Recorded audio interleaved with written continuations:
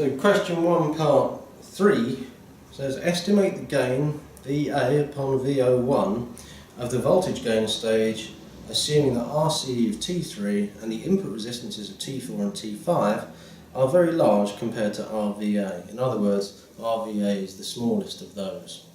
So we can do this with a small signal model, and of course all of this stuff is really small signal stuff.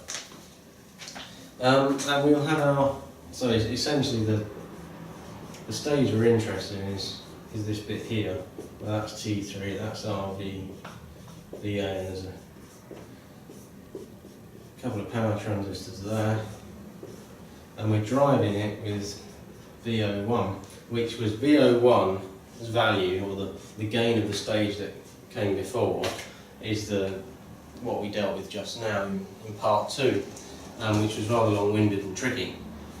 This is actually much easier by comparison. We know that RVA is 15 kiloohms, it says so in the question, and we know that IC3, which is the quiescent collector current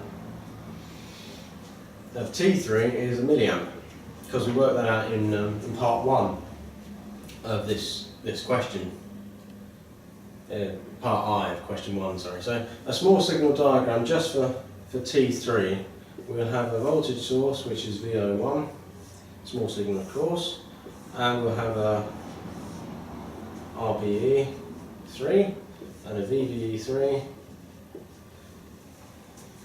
and we'll have a current source whose value is GM3 VBE3.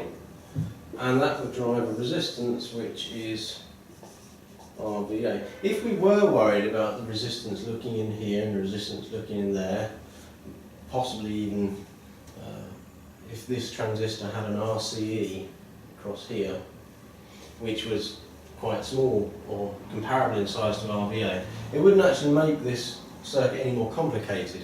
It would just mean that we'd have parallel resistances. So the fact that we've simplified, say RVA is the smallest of all these, is not really a big deal in terms of how much more complicated the analysis would become if it wasn't the case.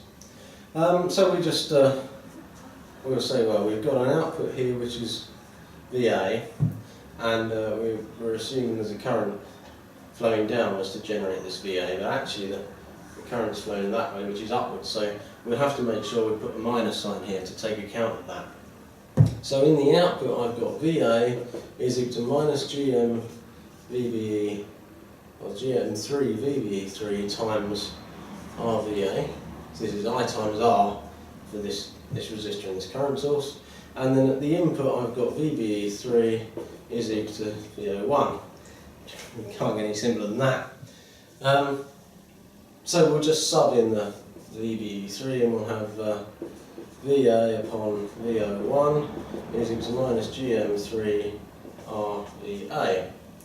Now, GM3, if you've not already worked it out as part of the analysis for these questions, we'll do EIC over KT, which will be 1 milliamp over 0.026.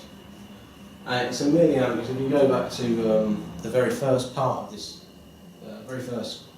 part of question 1 in this sheet, it asks you to work out the quiescent conditions, and we worked it out at a milliamp. And this will turn out to be, what will it turn out to be? Get a calculator. 1e minus 3 divided by 0.026 is 0.03846 amps per volt. Oh, we'll carry on.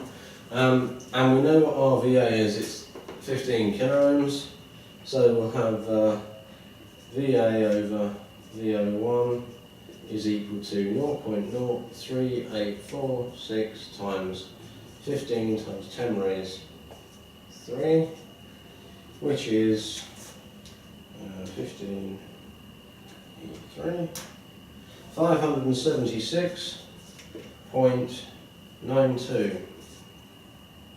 Yeah. Volts per volt, with volts in, volts out, so this is unitless. Oh, sorry, bolts out, bolts in, so this is unitless. So that's it for that one. It's quite short compared to the last one.